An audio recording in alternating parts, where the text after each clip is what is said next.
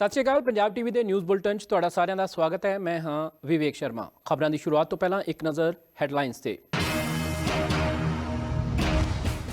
श्रोमणी अकाली दल ने पंजाब बचाओ मुहिम तहत कादियां तो की रैलियां की शुरुआत। सुखबीर बादल ने आप ते साधिया निशाना, कहा सूबे के लोगों नाल कीते झूठे वादे।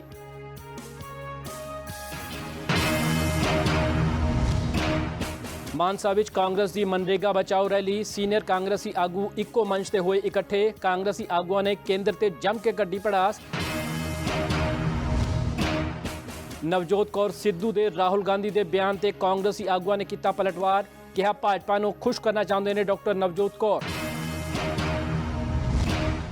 देश के किसानों लई केंद्रीय खेतीबाड़ी मंत्रालय वालों भारत विस्तार ऐप लॉन्च। खेतीबाड़ी मंत्री शिवराज चौहान ने कहा किसानों की बहुमंतवी योजनाओं तक पहुंच हुई आसान।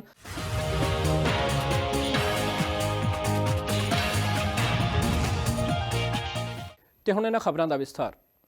श्रोमणी अकाली दल ने कादियां तो अपनी पंजाब बचाओ मुहिम का आगाज़ कर दिता है। सुखबीर बादल की अगवाई विच कादियां विखे की रैली दौरान वड्डी गिनती अकाली वर्करां ने शिरकत की। इस दौरान सुखबीर बादल ने सूबे की आप सरकार से जम के निशाने लगाए। उन्होंने कहा कि आपने राज सभा दी सीटां पैसे लेके बेचियां ने। पंजाब के फैसले केजरीवाल की टीम लै रही है। उन्होंने कहा कि आप सरकार ने सूबे नूं कई साल पिछे तक दिता है। लोग हुण सूबे विच श्रोमणी अकाली दल की सरकार वेखना चाहते हैं। इस दौरान सुखबीर ने कहा कि अकाली दल की सरकार बनते ही नशा ते गैंगस्टरां नूं जड़ों खत्म किया जाएगा। श्रोमणी अकाली दल पंजाब विच अमन शांति भंग नहीं होण दूंगा। मैं अज ऐलान करदा, मैं तुहानूं दस देना, एक गैंगस्टर नहीं रहन दूंगा। मैं पंजाब च एक गैंगस्टर नहीं रहन दूंगा। जेड़े अपने आप नूं गैंगस्टर समझदे हैं उन्हां दे सारे घर उन्हां दीयां जमीनां जायदादां सारियां सरकारी कुर्की करके कब्जा करके लेके देवांगे ते कानून बनावांगे कि 10 साल उन्हां दी बेल ना होए जेड़ा लोकां नूं अज तंग कर लिया है। उवें ही ड्रग बेचण वाले हटदे ही नहीं। इन्ना वड्डा नुकसान पंजाब की जवानी का करदा। उन्हां दी सारे जायदादां उन्हां दे घर जमीन जायदादां सारा कुछ ही कुर करके सरकारी खजाने च उन्हें दिता जाऊगा। मैं तुहानूं इन्ना चाहिए दसना चाहना, थोड़े कोल एक तगड़ा मुख्यमंत्री चाहिए। आदा मामूली चीज़ां ने 1 मिनट च भज जाणगे सारे, एक रहना नहीं किसी ने। इस करके मैं तुहानूं आही कहना चाहना, पंजाब नूं बचा लो। हुण अपने कोले कोई चारा नहीं है पंजाब नूं बचाउण दे बगैर। ते पंजाब कल्ला थोड़ी खेतरी पार्टी थोड़े पंजाब दे लोग अपने सूबे नूं बचा सकते हैं। जिन्हां दे दिल विच दर्द है, जिन्हां दे खून विच दर्द है, जिन्हां दा इरादा पक्का है कि पंजाब अपना घर है। ते इसलिए मैं तुहानूं इन्ना वादा करदा है, 5 साल मैनूं दे दिओ, तुसीं देखोगे कित्थे ना कित्थे पंजाब पहुंचा के दूंगा। पंजाब कांग्रेस वालों मानसा विखे मनरेगा बचाओ रैली की गई। इस दौरान वड्डी गिनती कांग्रेसी आगू ते वर्करां ने शिरकत की। रैली की अगवाई पंजाब मामलों के इंचार्ज भूपेश बघेल ने की। राजा वड़िंग ने सूबे विच नशिਆਂ ਲਈ आम आदमी पार्टी ते भाजपा दोहां नूं बराबर दा जिम्मेवार दस्सिया। मानसा विच कांग्रेस की मनरेगा बचाओ रैली दौरान पंजाब के सारे ही सीनियर कांग्रेसी आगू इक्को मंच ते नजर आए। प्रताप सिंह बाजवा, रजिंदर कौर भट्टल, डॉक्टर अमर सिंह ते विजेंद्र सिंगला ने संबोधन दौरान केंद्र सरकार नूं करड़े हत्थी लिया। भाजपा सरकार दे वरदियां कांग्रेसी आगुआं ने कहा कि मनरेगा विच तब्दीली करके केंद्र सरकार गरीब मजदूरों का चुल्हा बुझाउण की कोशिश कर रही है, पर कांग्रेस अजिहा नहीं होण देवेगी। सरकार नूं बदलाव वापस लैण लई मजबूर किया जाएगा। इस दौरान राजा वड़िंग ने सूबे की आप सरकार नूं निशाने ते लिया। उन्होंने कहा कि इंसाफ लई मूसेवाला दे मापियां नूं थाणे विच धरना लगाउणा पिया। नशिਆਂ ਦੇ ਮੁੱਦੇ ਤੇ ਆਪ ਅਤੇ ਭਾਜਪਾ ਨੂੰ ਘੇਰਦਿਆਂ ਰਾਜਾ ਵੜਿੰਗ ਨੇ ਕਿਹਾ ਕਿ ਇਹ ਦੋਵੇਂ ਬਰਾਬਰ ਦੇ ਜ਼ਿੰਮੇਵਾਰ ਨੇ। ਲੋਕ ਇਹਨਾਂ ਨੂੰ ਮੁਆਫ ਨਹੀਂ ਕਰਨਗੇ। ਮੁੱਖ ਮੰਤਰੀ ਸਾਹਿਬ ਤੇ ਝਾੜੂ ਦੀ ਸਰਕਾਰ ਮਸ਼ਰੂਫ ਹੈ, ਕਹਿੰਦੇ ਯੁੱਧ ਨਸ਼ਿਆਂ ਦੇ ਵਿਰੁੱਧ ਲਾ ਦਿੱਤਾ ਗਿਆ। ਤੁਸੀਂ ਵੇਖਿਆ ਤੁਹਾਡੇ ਪਿੰਡਾਂ 'ਚ ਨਸ਼ਾ ਖਤਮ ਹੋ ਗਿਆ ਬੇਬੇ ਬਾਈ ਜੀ ਹੱਥ ਖੜੇ ਕਰੋ। ਬੇਬੇ ਬਾਪੂਓ ਆ ਮੀਡੀਆ ਵਾਲਿਆਂ ਨੂੰ ਦਿਖਾਉਣਾ, ਮੈਨੂੰ ਤਾਂ ਪਤਾ ਹੈ। ਸਰ ਜੀ ਮਾੜਾ ਜਿਹਾ ਚੈੱਕ ਕਰਿਓ ਮੀਡੀਆ, ਹੋ ਗਿਆ ਨਸ਼ਾ ਖਤਮ। युद्ध नशा विरोध चलाया, करोड़ा रुपए की कल रैली ते पैसे लाए, 1 करोड़ रुपया रैली करके चले गए। उथे पंजाब का डीजीपी बोलिया, उथे पंजाब का चीफ सैकटरी बोलिया। अज तो पहला कदे अफसर इस तरह रैलियां च भाषण नहीं दिंदे सन, क्योंकि प्रोग्राम सरकारी बनाया गया। रैली आपदी कीती, अरबां रुपया करोड़ां रुपया तुहाडा टैक्स का पैसा जिहड़ा उस रैली ते खर्च कर दिता गया। एक गवर्नर तुरिया फिरदा पंजाब दा जिन्हों मैं क्या समझौता एक्सप्रेस, भाई दिल्ली च थोड़ी सरकार है, गृह मंत्री अमित शाह है, बार्डर लगता अमृतसर तो लैके फाजिलका तक आ ड्रोन दे राही नशा आ रहा है, हथियार आ रहे हैं। कि बीजेपी जिम्मेवार नहीं? बीजेपी भी जिम्मेवार है।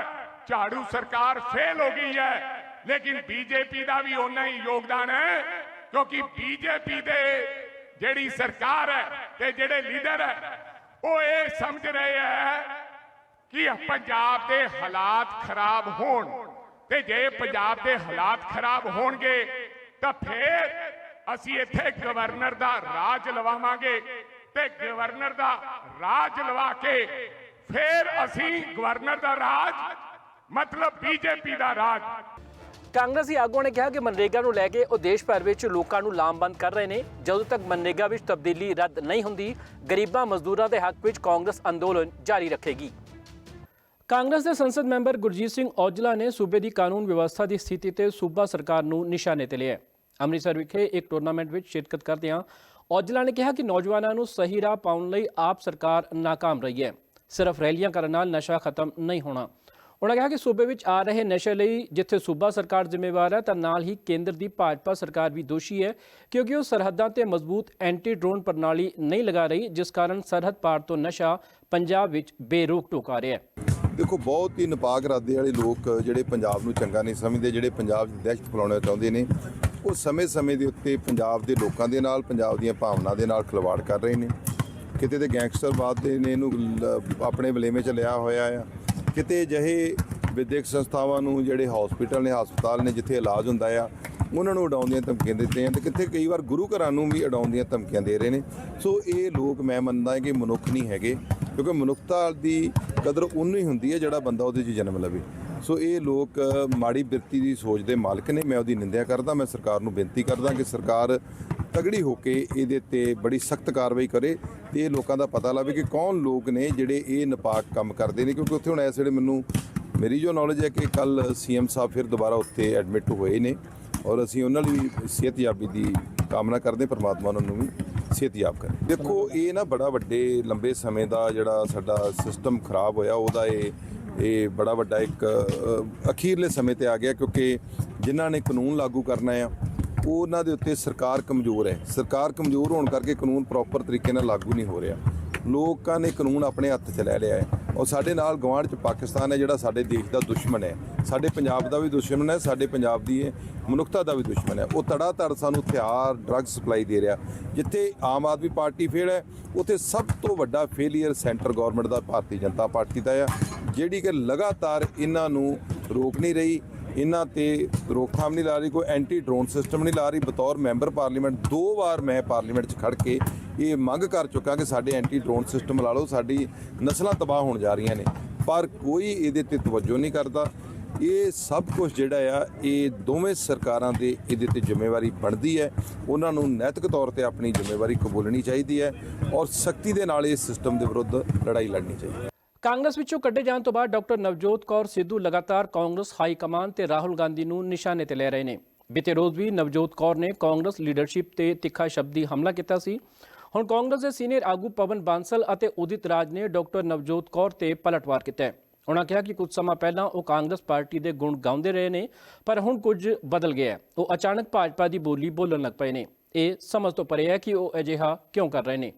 ਉਹਨਾਂ ਕਿਹਾ ਕਿ ਇਹਨਾਂ ਨੂੰ ਇਹ ਵੀ ਨਹੀਂ ਪਤਾ ਕਿ ਭਾਜਪਾ ਉਹਨਾਂ ਨੂੰ स्वीकार करती है या नहीं, पर ये कांग्रेस ਨੂੰ ਮੰਦਾ ਕਹਿਣ ਦਾ मौका नहीं ਛੱਡ ਰਹੇ। बहुत वर्ष पहले यूनिवर्सिटी में हमारे साथियों ने एक प्ले किया था, नाटक।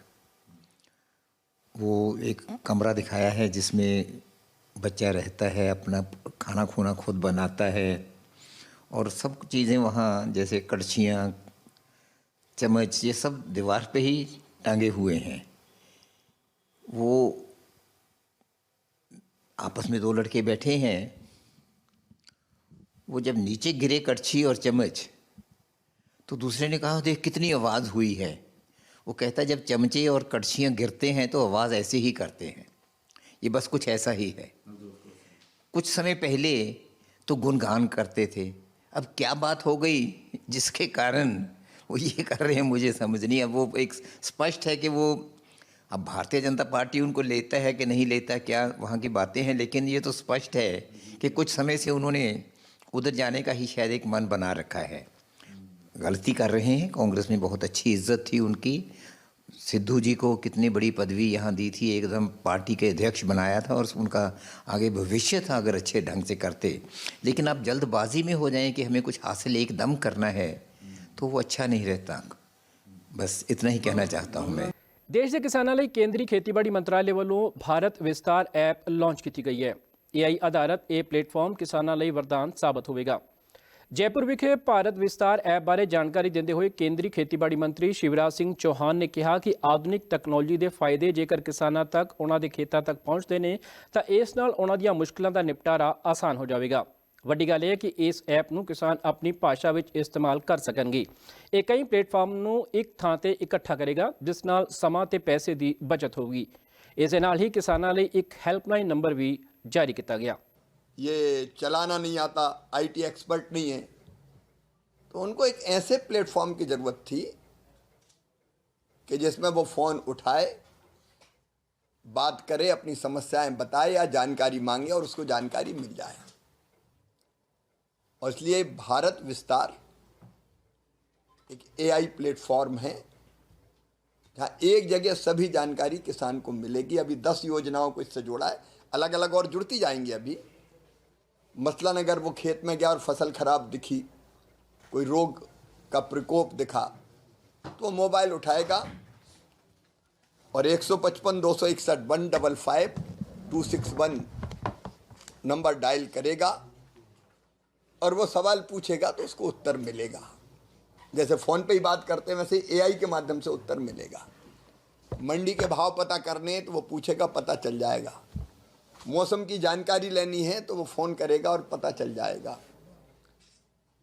ऐसी अनेकों जानकारियाँ, उसके साथ साथ योजनाएं, उनके बारे में वो पूछ सकता है कि किस योजना का कैसे उसको लाभ मिल सकता है।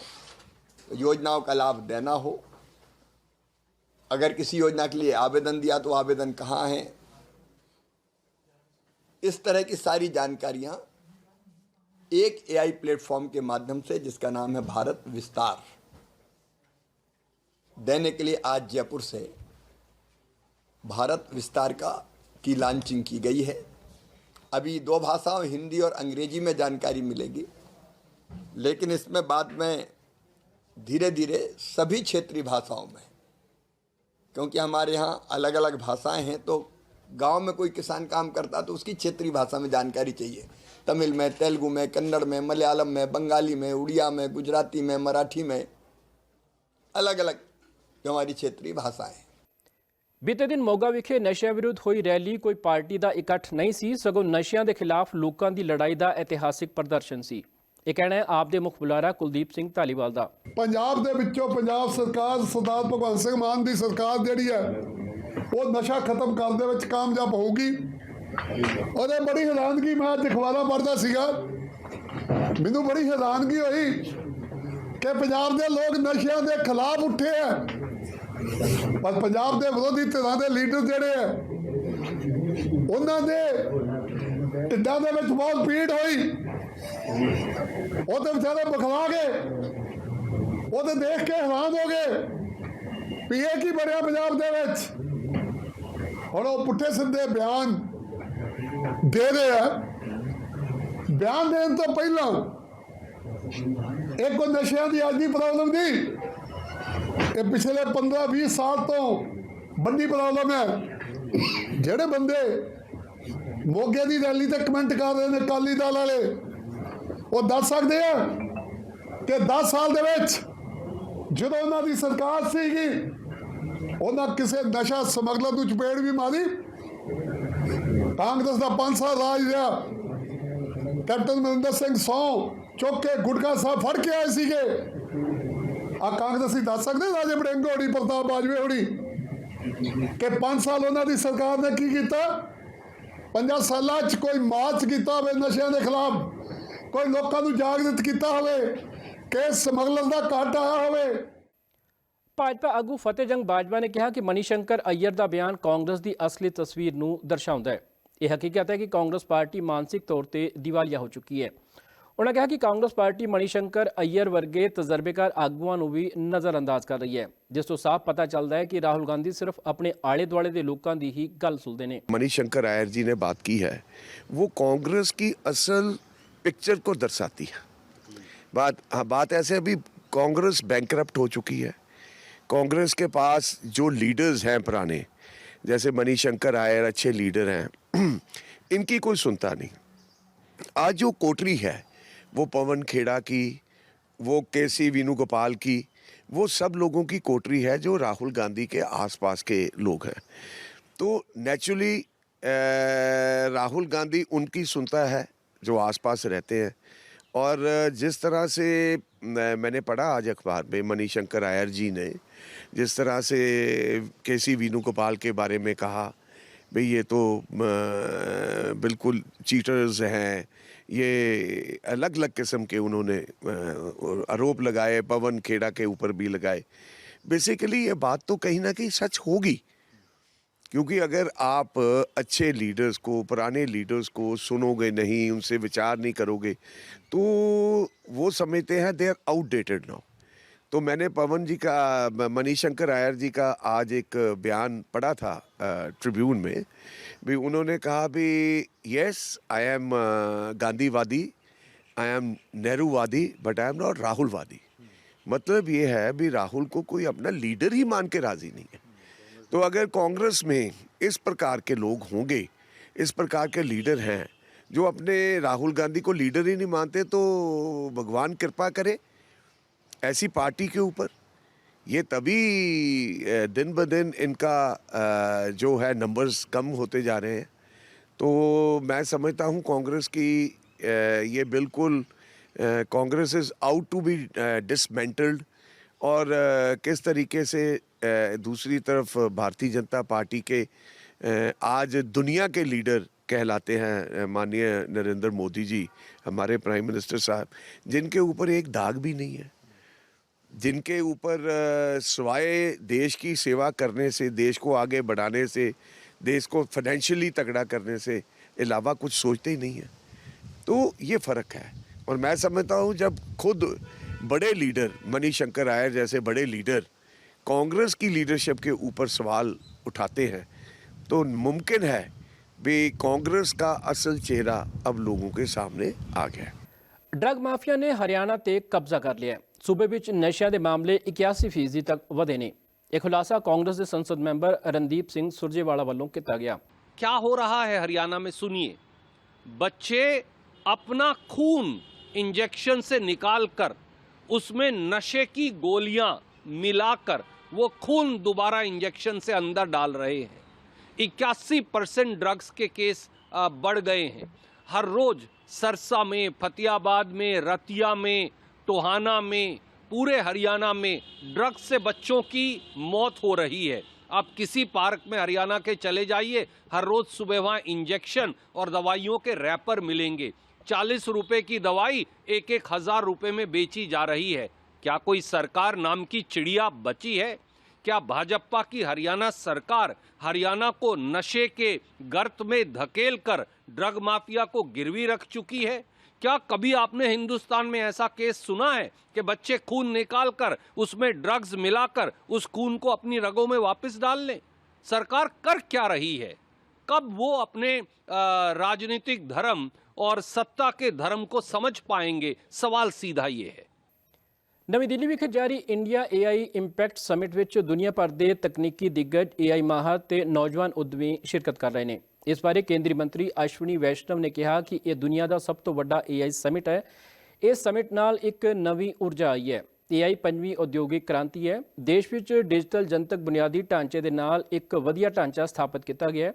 ਉਹਨਾਂ ਕਿਹਾ ਕਿ ਇਸ ਸਮਿਟ ਵਿੱਚ ਦੁਨੀਆ ਭਰ ਦੇ ਮਾਹਿਰਾਂ ਵੱਲੋਂ AI ਰਾਹੀਂ ਕਿਵੇਂ ਜਟਿਲ ਮੁਸ਼ਕਲਾਂ ਨੂੰ ਅਸੀਂ ਆਸਾਨੀ ਨਾਲ हल कर सकते हैं, इस बारे चर्चा हो रही है। नाल ही AI की भविख में वधदी महत्ता की भी चर्चा की जा रही है, जिहड़ी दुनिया नूं नवीं दिशा दे सकती है। के माध्यम से देश भर में एक नई ऊर्जा पैदा हुई है। एआई का उपयोग करके पॉपुलेशन स्केल पे किस तरह से बड़ी प्रॉब्लम्स को सॉल्व कर सकें, वैसा उत्साह यहाँ पर युवाओं में दिखाई दे रहा है। एआई 5th इंडस्ट्रियल रेवोल्यूशन है। एआई इम्पैक्ट समिट भारत में जो हो रहा है वो विश्व में सबसे बड़ा एआई समिट है। इस एआई समिट में देश भर से, दुनिया भर से सभी heads of government, heads of state और इंडस्ट्री के जितने लीडर्स हैं वो सब यहाँ पर उपस्थित है। किस तरह से हम एआई का उपयोग इकोनॉमी में, सोसाइटी में बड़ी प्रॉब्लम्स को सॉल्व करने के लिए कर सकें और एआई के जो हार्म्स हैं उनको हम कैसे रोक सकें, इन दोनों को बैलेंस करके इस नई टेक्नोलॉजी को आगे बढ़ाना है। बहुत दो तरह का इंटरेस्ट है। सबसे पहला इंटरेस्ट है इन्वेस्टमेंट का। करीब $200 बिलियन से ज़्यादा इन्वेस्टमेंट की एक्सपेक्टेशन है ओवर नेक्स्ट 2 इयर्स। और वीसी डीप टेक में फंडिंग का बहुत बड़ा इंटरेस्ट है। और तीसरा जो भारत की इनोवेटिवनेस है और जो भारत का डिजिटल पब्लिक इंफ्रास्ट्रक्चर है, उसके कारण, डिजिटल पब्लिक इंफ्रास्ट्रक्चर के कारण देश में एक बहुत अच्छा, माननीय प्रधानमंत्री जी के नेतृत्व में एक टेक्नोलॉजी का फ्रेमवर्क बन चुका है। उस फ्रेमवर्क के कारण भारत में एआई के डिफ्यूजन को और तेजी से आगे बढ़ाया जा सकता है, ऐसा सभी का मानना है। Lot of interest in investing in India, specially in the Indian deep tech startups, in the infra, also in finding new solutions at population scale, because the way our Honorable Prime Minister Shri Narendra Modi ji has created this digital public infrastructure in our country, that brings out a huge advantage for any solution which needs to be brought at a population scale. ਇਸ bulletin 'ਚ ਇੰਨਾ ਹੀ। ਨਵੀਆਂ ਤੇ ਤਾਜ਼ਾ ਖਬਰਾਂ ਲੈ ਕੇ ਮੁੜ ਹਾਜ਼ਰ ਹੋਵਾਂਗੇ। ਫਿਲਹਾਲ ਇਜਾਜ਼ਤ ਦਿਓ। ਧੰਨਵਾਦ।